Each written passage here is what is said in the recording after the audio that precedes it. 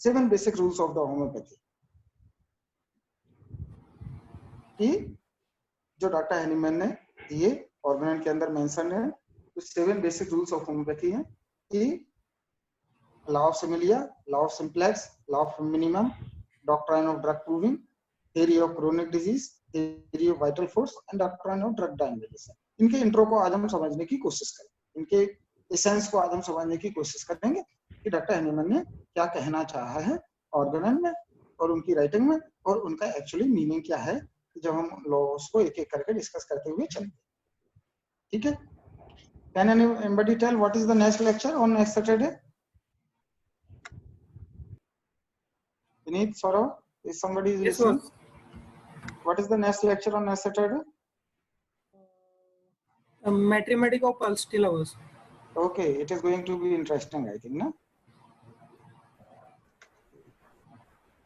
So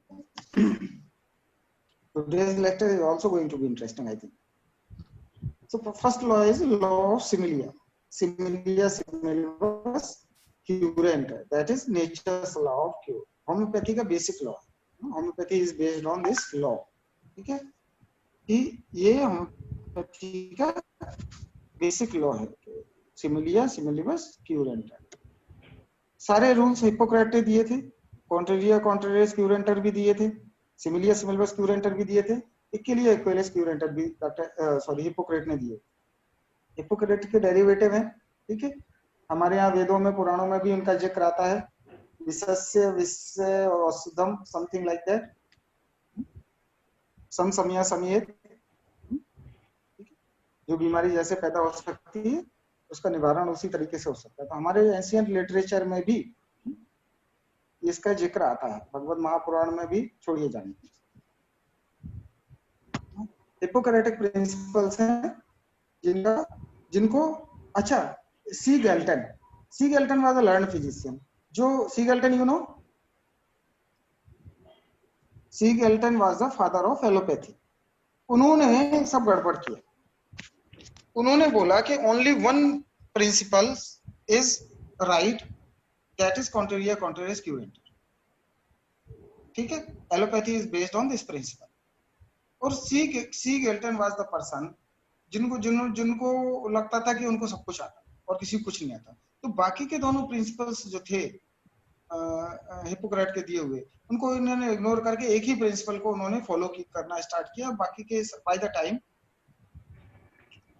time क्या हुआ कि वो कॉन्सेप्ट, बाकी के दोनों कॉन्सेप्ट डिसअपीयर कर।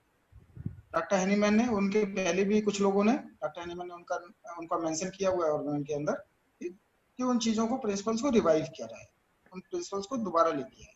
तो homeopathy is based on this law, similia similibus curenta. Weaker dynamic of action is permanently extinguished in the living organism by a stronger one if the latter kind is very similar to the former in its manifestation. ठीक है, this is a basic law of homeopathy, ना? What is the meaning of this law? Pathological conditions are removed permanently and in its whole extent by application of the medicines producing similar condition in a healthy person। वो बहुत basics में, बहुत origin में नहीं जाने की आवश्यकता है कि कैसे सिंकोना बार्क से उन्होंने की प्रूविंग की मलेरिया में। ठीक है, तो द पैथोलॉजिकल कंडीशन जो किसी इंसान सफर कर रहा है, अगर वैसी कंडीशन किसी और, कोई और मेडिसिन किसी स्वस्थ इंसान के अंदर प्रोड्यूस कर सकती है तो वो उसको क्योर भी कर सकती है ना। So basic law of the homeopathy and selection of remedy is based on this law. This is the basic law जहाँ पे हमारे selection of remedy बेस होता है। जो कंडीशन हमने हेल्दी ह्यूमन बीइंग के अंदर प्रूविंग में करके देखा कि ये प्रूविंग में ये सिम्टम आते हैं, वैसे ही कंडीशन लेके इसको हमने पिछली बार भी थोड़ा साइंटिफिकली समझने की कोशिश की थी। आज भी मेरी तरफ से थोड़ा सा प्रयास रहेगा कि इसको और थोड़ा सा साइंटिफिकली एक्सप्लेन किया जा सके ना। तो उसी लक्षणों के आधार पे हमारा सिलेक्शन ऑफ मेडिसिन होता है। Next one is law of simplex, doctrine of single medicine. It is also called doctrine of single medicine. ठीक है, law of simplex. Doctor Hahnemann लिखते हैं कि no two substance can be similar to the same pathological condition at a given time. हाँ, कोई भी दो medicinal substance जिनकी आपने प्रूविंग की है, कोई भी दो हो, उनके लक्षण एक जैसे एक ही इंसान के अंदर एक ही समय पे हो पाना संभव नहीं है। ठीक है, क्या लिखते हैं वो ऑप्शन नंबर? तो वो कहते हैं कि एक बार में केवल एक ही सब्सटेंस को आप प्रिस्क्राइब कर सकते हैं, एक बार में एक ही सब्सटेंस सिमिलर हो सकता है। यहां से कॉन्सेप्ट आया doctrine of single medicine. Option number 273, in no one case under treatment it is necessary and therefore not permissible to administer to a patient more than one simple medicinal substance at one time। तो लिखते हैं किसी भी condition में ये permissible नहीं हो सकता, क्योंकि दो सब्सटेंस सिमिलर नहीं हो सकते पैथोलॉजिकल कंडीशन के, आपको एक चुनना ही पड़ेगा। अगर दो देंगे तो दो सेकेंडरी रिएक्शन आएगा। भाई हीलिंग प्रोसेस तो सेकेंडरी रिएक्शन से आती है, प्राइमरी रिएक्शन से तो आती नहीं। हीलिंग एक्शन तो सेकेंडरी रिएक्शन है। अगर एक मेडिसिन दिया उसका रिएक्शन आया, दूसरी मेडिसिन दिया दूसरा रिएक्शन आया, वो दोनों रिएक्शन एक दूसरे को काउंटर भी कर सकते हैं। It can be harmful for the patient also. In no case under treatment it is necessary and therefore not permissible to administer to a patient more than one single simple medicinal substance at one time. It is unconceivable how the slightest doubt could exist as to whether it was more consistent with nature and more rational and prescribe a single simple medicine at one time in a disease or a mixture to several differently acting drugs. इसमें कोई doubt नहीं हो सकता ना कि एक बार में हम एक ही मेडिसिन दे सकते हैं, मिक्सचर नहीं दे सकते, मिक्सचर मिला के नहीं दे सकते। वो कहते हैं कि मिक्सचर दे सकते हैं, जैसे आपने बोला, उन्होंने अभी आप घर जाके अपने बुक में पढ़ेंगे तो उसमें आप डिटेल में देखेंगे क्योंकि उन्होंने लिखा मिक्सचर जैसे नेट्रम सल्फर, तो डॉक्टर नेस ने भी इसको मेंशन किया है कि अगर उनकी एज ए सॉल्ट अलग से प्रूविंग हुई, कैलकेरिया सल्फर अगर एज ए सॉल्ट उनकी अलग से प्रूविंग हुई तो as a individual substance, as a individual calcarea और सल्फर मिला के नहीं दे सकते, कैलकेरिया 200 और सल्फर 200 मिला के नहीं दे सकते। लेकिन हाँ, कैलकेरिया सल्फर की as a unit natrum sulphur as a unit proving हुई है, तो उसको आप प्रिस्क्राइब कर सकते ना, क्योंकि वो इसके इंडिविजुअल सब्सटेंस की तरह प्रूविंग उनकी हुई मिक्सचर्स की, तो उन सॉल्ट्स के अंदर वो बोलते हैं। लेकिन प्लांट रेमेडीज में वो ये कभी उन्होंने नहीं कहा, या ड्रग रेमेडीज में उन्होंने कभी नहीं कहा कि दो ड्रग्स को इकट्ठा मिला के आप प्रूविंग करके उनको दे सकते हैं ना, कि हम नक्स और बेलाडोना मिला के प्रूविंग कर लेंगे, ऐसा कभी नहीं हो सकता। नेचर में जो सब्सटेंस जैसे उपलब्ध है, क्योंकि सॉल्ट नेचर में नेचुरल फॉर्म में अवेलेबल है, इसलिए सॉल्ट्स को उन्होंने परमिट किया हुआ है। 273, it is absolutely not allowed in homeopathy that one true simple and natural art of healing to give the patient at one time two different medicinal substances. It is absolutely not allowed to prescribe two medicinal substances at the same time. मैंने बताया कि दोनों एक साथ similar नहीं हो सकते, दोनों की सिम्टम अलग अलग प्रूविंग इंसान में हुई होगी, अलग अलग सिम्टम आए होंगे। Law of simplex salient feature, only one medicinal substance will be similar to one or all pathological condition of the patient at a given time. ऐसा नहीं होता कि घुटने के सिम्टम किसी और मेडिसिन के हैं, हार्ट के किसी और के हैं, जीआईटी के किसी और के हैं, ऐसा नहीं होता, क्योंकि जब प्रूविंग की गई तो उसने सारी जेनेटिक्स को 2n को एज ए होल अफेक्ट किया था प्रूविंग में। तो आपको देखना है कि 2n को किसने इफेक्ट किया एज ए होल, किस सब्सटेंस को कौन से सिम्टम पैदा किए। तो आपने ऐसा नहीं कि अलग अलग पैथोलॉजिकल कंडीशन पेशेंट सफर कर रहा है तो उसके लिए अलग अलग मेडिसिन आएगी, ऐसा नहीं होता। एज ए होल आपने 2n को एक प्राइमरी स्टिमुलस देना है, सेकेंडरी स्टिमुलस, सेकेंडरी रिएक्शन वहां से जनरेट होगी क्योंकि हीलिंग लेके आएगी। ठीक है, तो अगर पेशेंट ढेर सारी पैथोलॉजिकल कंडीशन से भी सफर कर रहा है, अभी भी हमारा प्रयास है, हमारा प्रयास का एक ही, ये this is a basic law of homeopathy, इस सारे पैथोलॉजिकल कंडीशंस के लिए हमें एक टाइम में एक ही मेडिसिन को खोजना है। No two medicinal substance can be most similar simultaneously for a given pathological condition at a time. Only one medicine can be applied for all the symptoms of the patient at a time. Two different medicinal substances, if applied simultaneously, may produce contradictory secondary reactions. अगर एक साथ आप एक से अधिक substance दे देते हैं patient को, तो डिफरेंट रिएक्शन पैदा करेगी, और वो रिएक्शंस किस डायरेक्शन में लेके जाएंगी, आपस में टकराएंगी, क्या होगा उन रिएक्शंस का, या होंगी भी कि नहीं होंगी, ये कहना मुश्किल है। ठीक है, तो दो लॉ हो गए, law of similia and law of simplex. ठीक है, law of nature, law of homeopathy, similar similar curentur, and law of simplex, doctrine of single medicine, law of minimum.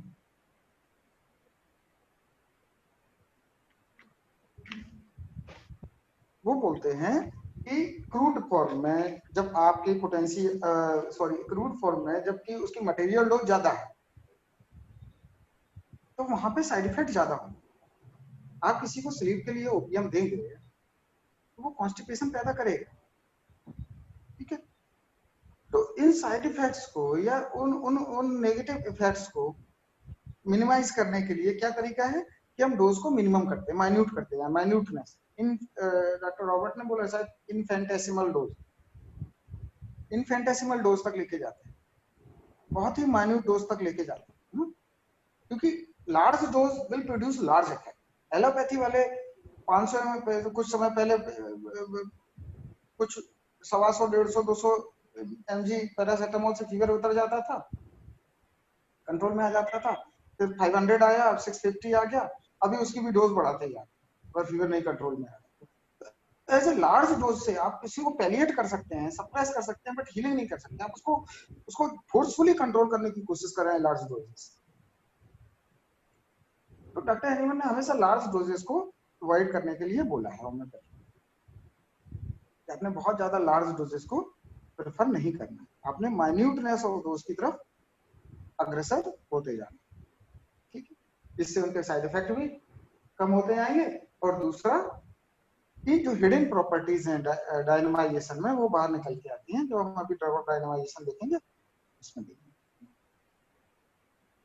Approach number 275, the suitableness of a medicine for any given case of disease does not depend on the accurate homeopathic selection alone, but likewise on the proper size or rather smallness of the dose. क्या लिखते हैं वो 275 में कि homeopathic remedy suitable रहेगी case के लिए कि नहीं रहेगी, ये सिर्फ इस बात पे डिपेंड नहीं करता है कि वो मेडिसिन कितनी होम्योपैथिकली चूजन है सिम्टम सिमिलरिटी के हिसाब से, बल्कि इस बात पे भी निर्भर करता है कि उसकी माइन्यूटनेस ऑफ डोज कितनी है, स्मॉलनेस ऑफ डोज। आगे वो अपने नंबर 276 में लिखते हैं, too large doses of an accurately chosen homeopathic medicine and especially when frequently repeated bring about much trouble as a rule। एक नियम के तहत वो बोलते हैं as a rule कि लार्ज डोजेस, अगर कोई मेडिसिन होम्योपैथी के लिए सिलेक्टेड भी है, उसकी भी अब लार्ज डोजेस देते हैं, बार बार रिपीट करते हैं, तो वो भी क्या प्रोड्यूस करेगी, वो एडवर्स इफेक्ट पेशेंट के अंदर प्रोड्यूस करने जा रही है as a rule. They put the patient not seldom in danger of life to make his disease almost incurable। न केवल वो डिजीजेस पेशेंट की लाइफ को खतरे में डाल सकती हैं, बल्कि कई बार डिजीज को इनक्योरेबल भी बना सकती हैं, even the accurately chosen homeopathic remedy की लार्ज डोज। तो वो आपने डोज की माइन्यूटनेस की तरफ पढ़ना है। बाय द टाइम क्या होता है, बाय द टाइम जैसे जैसे होम्योपैथी की हिस्ट्री में हुआ, फिर डॉक्टर हैनीमैन ने वो माइल्डनेस डोज की तो बात की, मटेरियल डोज को उन्होंने कम करने की बात की, पोटेंटाइजेशन को हाई लेवल पे ले जाने की बात की। डॉक्टर कैंट ने उसको फॉलो किया, डॉक्टर नैश ने उन चीजों को आगे फॉलो किया। लेकिन जब डॉक्टर बोरिक का एरा आता है तो फिर आप देखते हैं कोई मदर और 2x 3x वो वापस लार्ज डोजेस पे आ गए, डोजेस को खत्म कर दिया, रिपीटेड फ्रीक्वेंटली बीडी टीडीएस। क्योंकि देखो एलोपैथिक माइंडेड फिजिशियन जो कि ये कभी एक्सेप्ट नहीं कर पाए होम्योपैथी में, उनको मटेरियल चाहिए था। उनको लगता था 38-200 में कहाँ मटेरियल, जबकि डॉक्टर हैनीमैन ने स्पष्ट लिखा हुआ है कि मटेरियल डोज नहीं देनी है, लार्ज डोजेस में मेडिसिन प्रिस्क्राइब नहीं करनी ना।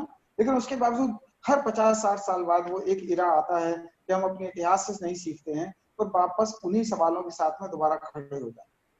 इसलिए मैं बोलता हूँ कि हर होम्योपैथ को अपने इतिहास से अच्छे से परिचित होना चाहिए। हमने इतिहास में क्या गलतियां की, हम हमारी पीढ़ी आगे उनको ना दोहराए। हम अपने इतिहास को नहीं पढ़ते, हम वापस बार बार उन्हीं सवालों के साथ फिर से खड़े हो जाते। वो एक एरा आया बायोकेमिक का, मटेरियल डोज का, और वो भी फ्रीक्वेंटली रिपीटेड बीडीटीडीएस। क्या लिखा है उन्होंने डॉक्टर हैनीमैन ने? They put the patient not seldom in danger of life, make his disease almost incurable. न केवल वो पेशेंट की लाइफ को खतरे में डालते इस तरह की मटेरियल डोज देके ऑफन रिपीटिशन के साथ में, फ्रीक्वेंट रिपीटिशन के साथ में, बल्कि क्या करते हैं कई बार डिजीज को भी इनक्योरेबल बना देते हैं। तो वो जो डोज की स्मॉलनेस है, लॉ ऑफ मिनिमम है, आपने उसको उसी रूप में फॉलो करना है जैसे डॉक्टर हैनीमैन ने लिखा। बाद में बहुत सारे लोग आ जाते हैं कि मटेरियल डोज नहीं है। एलोपैथिक माइंडेड लोगों ने मटेरियल डोज चाहिए, रिपीटिशन चाहिए, फिर वो primary action, secondary action, long lasting secondary action, very long lasting secondary action, कुछ चीज को नहीं समझते। After number 277, for the same reason and because a medicine provided the dose of it was sufficiently small and is the more sultry and almost marvelously efficacious, the more accurately homeopathic is its selection has been. A medicine whose selection has been accurately homeopathic must be all the more sultry and more its dose is reduced to the degree of minuteness appropriate for the gentle remedial effect. क्या बोलते हैं कि केवल homeopathic medicine homoeopathically selected करने से चलने से काम नहीं चलेगा, उसकी माइन्यूटनेस को भी आपने एप्रोप्रिएटली लेके जाना है। कहां तक लेके जाना है? जहां तक कि उसका जेंटल रेमेडियल इफेक्ट आए। रेमेडियल इफेक्ट बहुत एडवर्स ना आए, सेकेंडरी एक्शन और जो प्राइमरी एक्शन है इवन वो साइड इफेक्ट मेडिसिन के प्रोड्यूस ना करें। तो मटेरियल डोज को आपने मिनिमाइज करना है और डोज की माइन्यूटनेस को बढ़ाना है। Okay,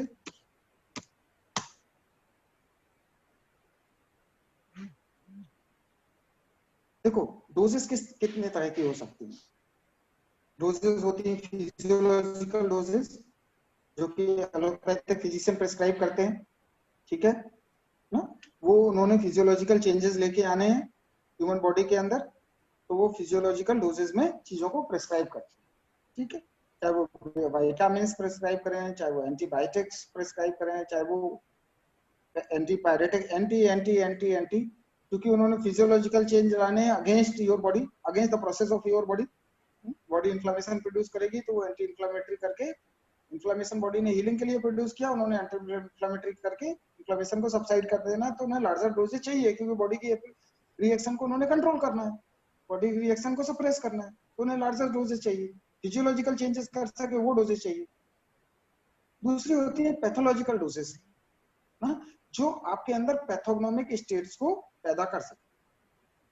toxic doses, toxic substance की ओवर ईटिंग, ओवर विटामिन्स की toxic doses, lethal doses which are threatening to your life, and therapeutic doses Therapeutic doses are the doses which are meant to treat certain pathological condition. वो आपको therapeutic doses हैं, वो आपकी body के अंदर कुछ ना कुछ बेटर करने के लिए, कुछ न कुछ रिमूव करने के लिए, जैसे if you are suffering from deficiency of vitamin, the therapeutic dose, the minute dose in the form of medicine or in the food dietary intakes, calcium in the dietary intakes. अगर if you are suffering from the deficiency of that in your diet, तो वो therapeutic dose है उसकी deficiency को या उसके effect को कम करने के लिए.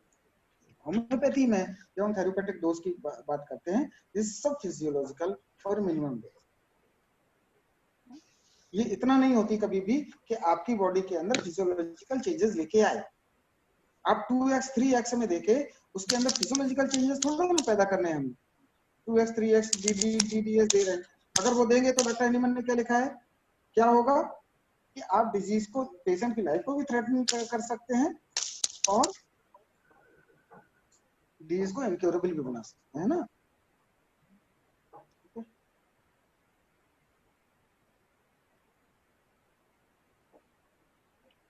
The decisive amount is always the minimum, that is an infinitesimal dose, minute dose. The quantity of drug required is inverse ratio of to its similarity. जितना मेडिसिन आपका सिमिलर रहेगा उतनी ही उसकी क्वांटिटी आपको कम आवश्यकता पड़े. The quality of action of homeopathic remedy is determined by its quantity in inverse ratio. जितना ज्यादा अच्छी क्वालिटी, मतलब जितना ज्यादा सिमिलर मेडिसिन होगा उतना ही कम डोज की आपको, उतना ही मिनिमम डोज की आपको आवश्यकता होगी. तो बेस्ट बोलते हैं ना, best selected remedy you can prescribe in high potency, that will produce random effect in the random cure in the patient. Doctrine of drug